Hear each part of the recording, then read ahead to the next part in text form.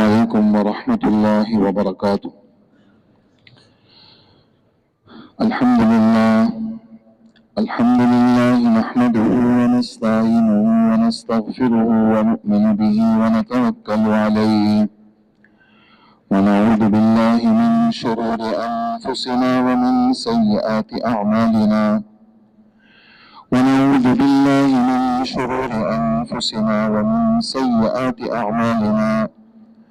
من يهده الله فلا مضل له ومن يضلله فلا هادي له ونشهد أن لا إله إلا الله وحده لا شريك له ونشهد أن سيدنا ونبينا وحبيبنا ورحمتنا وقرة أعيننا وطبيب قلوبنا وشفيعنا وسندنا ومولانا محمدا عبده ورسوله صلى الله تعالى عليه وعلى آله وأصحابه وأزواجه أمهات المؤمنين الطاهرات وأتباعه وأشياعه وأنصاره وأصهاره وأولاده وذرياته وأمته وعلينا معهم أجمعين يا أرحم الراحمين.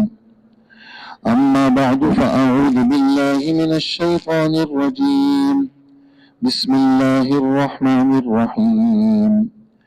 اليوم أكملت لكم دينكم وأتممت عليكم نعمتي ورضيت لكم الإسلام دينا.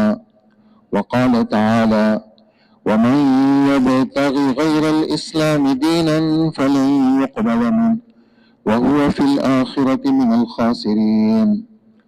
وقال تعالى: يا أيها الذين آمنوا بالله ورسوله والكتاب الذي نزل على رسوله والكتاب الذي أنزل من قبل ومن يكفر بالله وملائكته وكتبه ورسله واليوم الآخر فقد ضل ضلالا بعيدا. وقال تعالى: قل إن صلاتي ونسكي ومحياي ومماتي لله رب العالمين لا شريك له وبذلك أمرت وأنا أول المسلمين. وقال رسول الله صلى الله عليه وسلم: رضيت بالله ربا وبالإسلام دينا وبمحمد صلى الله عليه وسلم رسولا نبيا. وقال رسول الله صلى الله عليه وسلم: مثل أمتي كمثل المطر لا يدرى أوله خير أم آخره. وقال رسول الله صلى الله عليه وسلم: طوبى لمن رآني وطوبى 7 مرات لمن لم يرني وآمن بي.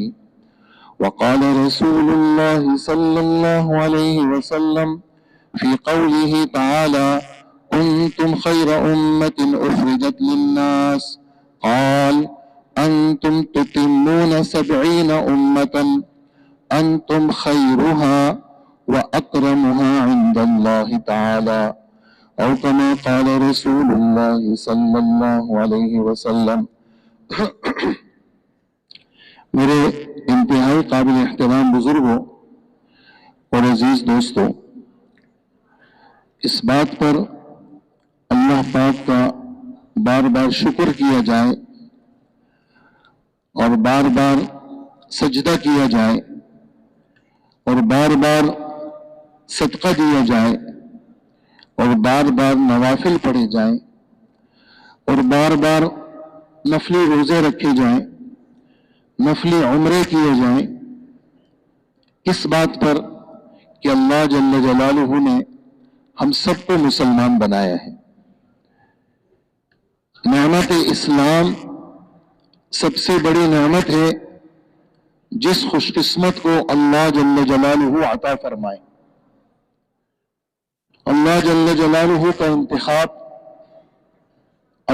انتخاب کہ اللہ نے ہم سب کو مسلمان بنایا، اس سے بڑی نعمت نہ کسی کو ملی ہے اور نہ کسی کو ملے گی۔ ساتوں زمین، ساتوں آسمان اور اسی جیسی 1,00,000 دفعہ بھی ان چیزوں کو جمع کیا جائے اور اس میں سونے چاندی کو جمع کیا جائے اور ایک آدمی کے حوالے کر دیا جائے اور اس کو اس کا بادشاہ بنا دیا جائے اور ایک آدمی اس کو کلمہ دیا جائے، ایمان اور اسلام سے نوازا جائے، یہ کلمے والا آدمی، ایمان اور اسلام والا آدمی اللہ کے دربار میں افضل ترین آدمی ہے۔ جہاں جو چیز زیادہ مقدار میں ہوتی ہے وہاں اس چیز کی قدر نہیں ہوتی، جہاں جو چیز زیادہ مقدار میں ہوتی ہے وہاں اس چیز کی قدر نہیں ہوتی، اور جہاں کوئی چیز ناپید ہوتی ہے، کم ہوتی ہے، اس کو لوگ قدر کی نظر سے دیکھتے ہیں۔ جس جگہ پانی کے چشمے بہہ رہے ہوں، پہاڑوں سے چشمے نکل رہے ہوں، زمین پانی اگل رہا ہو، دریا بہہ رہا ہو، ان کے پاس پانی کی کوئی قیمت نہیں ہے، اور جہاں 200 فٹ پہ بھی پانی نہ نکلے اور آسمان سے کبھی پانی برس جائے، اس کو جمع کر کے سال بھر اس پہ گزارا کریں، ان کے پاس پانی کی قیمت ہوتی ہے۔ کل قیامت کے دن اللہ جل جلالہ اس کا ایک چھوٹا سا نقشہ بتائیں گے۔ جناب رسول اللہ صلی اللہ علیہ وآلہ وسلم ارشاد فرماتے ہیں، کل قیامت کے دن اولین اور آخرین سب جمع ہوں گے اور میں سجدے میں گروں گا اور اللہ کی وہ تعریف بیان کروں گا جو اس وقت مجھے یاد نہیں ہے، اس وقت اللہ میرے دل میں ڈالیں گے، تو اللہ جل جلالہ کو وہ تعریف اچھی لگے گی اور فرمائیں گے، اے محمد صلی اللہ علیہ وسلم اپنا سر اٹھائیے، سل تعطا واشفع تشفع، آپ جو مانگیں گے آپ کو ملے گا، اور جس کی سفارش کریں گے آپ کی سفارش کو قبول کیا جائے گا۔ لمبی حدیث ہے، صرف ایک ٹکڑا سنانا مقصود ہے۔ اس میں ایک اعلان ایسا ہوگا، چوتھی دفعہ جب اللہ کے رسول سفارش کی درخواست کریں گے تو اللہ جل جلالہ حضور فرمائیں گے، اللہ وہ آدمی جس نے پوری زندگی میں ایک دفعہ کلمہ پڑھا ہو،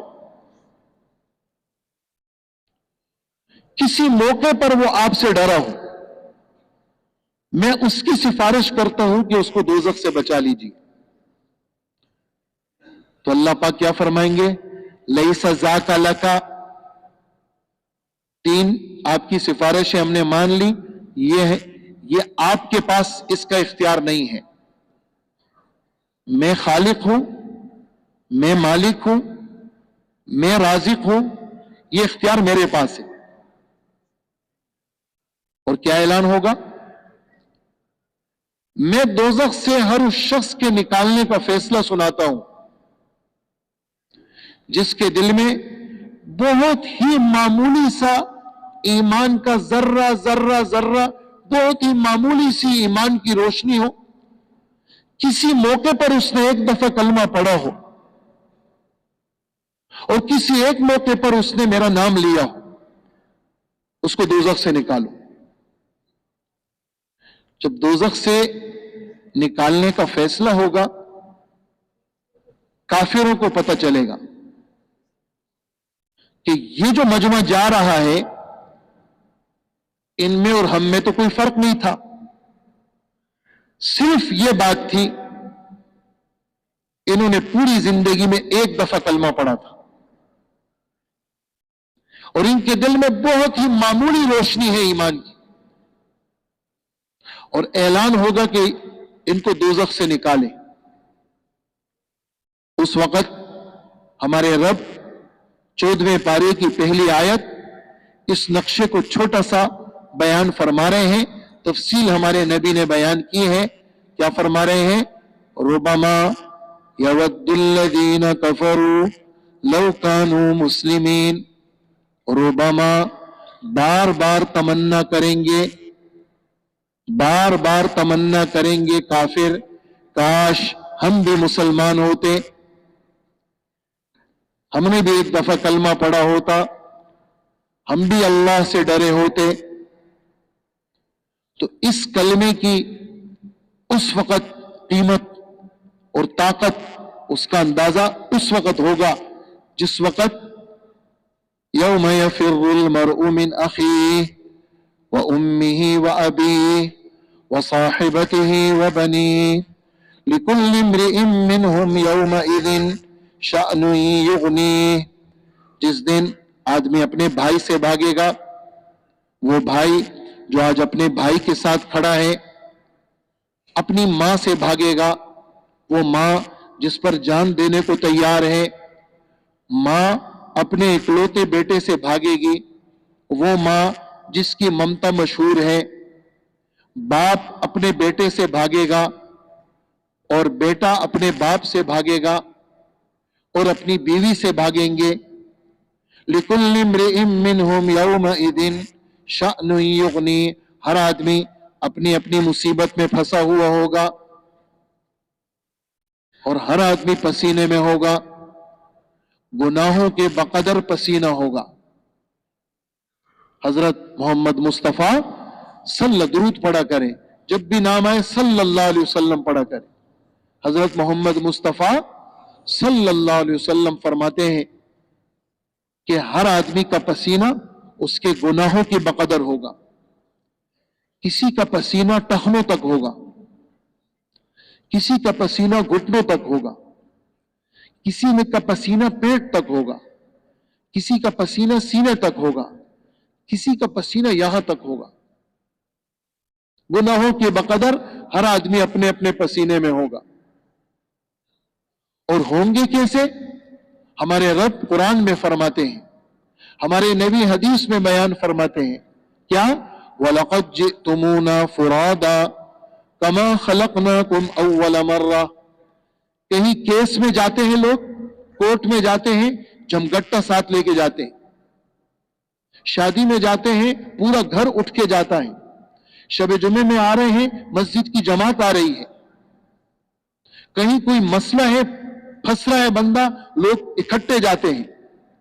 ہمارے رب فرماتے ہیں تم میں سے ہر ایک بندہ میرے پاس اکیلے آئے گا، کوئی ساتھ نہیں ہوگا. اور کیسے آئے گا؟ حفاتن عوراتن غرلن، پاؤں سے ننگا ہوگا، بدن پہ کپڑے نہیں ہوں گے. اور دنیا کے اندر پیدا کیسے ہوا تھا؟ اس کے تو ختنے ہو گئے تھے، بغیر ختنہ کیا ہوا آئے گا، یہ ننگا تڑنگا آئے گا اور اللہ کے سامنے پیش ہوگا. اور اللہ جل جلالہ کے سامنے آئے گا تو اللہ جل جلالہ اس دن یہ کلمہ کام آئے گا. یہ دن ایسا سچا دن ہے.